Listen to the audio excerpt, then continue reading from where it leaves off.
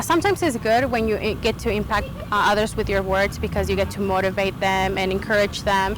But sometimes you might think that you're encouraging someone, but you might be insulting them or disencouraging them. It's good for people to treat each other with respect, because if you don't, then some people feel left out and put down, and others will feel superior, and then it creates an imbalance and a shift.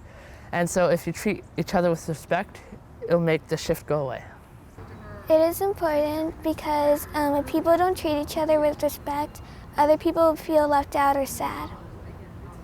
One area in which this becomes hard, at least for me personally, is doing things with groups who are advocacy groups or activism groups, because a lot of these groups by nature tend to be one-dimensional. They tend to have one thought that they're going for, and it's a very simple thought. And as a scientist, nothing is ever one-dimensional. Nothing is ever as simple as any advocacy group or any activist group says it is.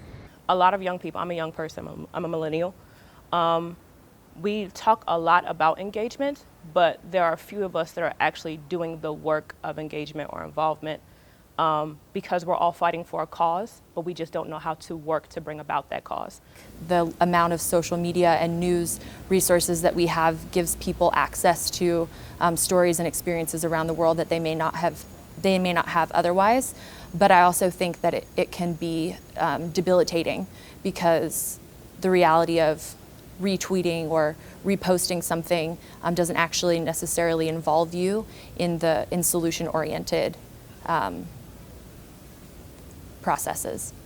I feel like the current generation is coming from the residue of brokenness and lack of trust in authority.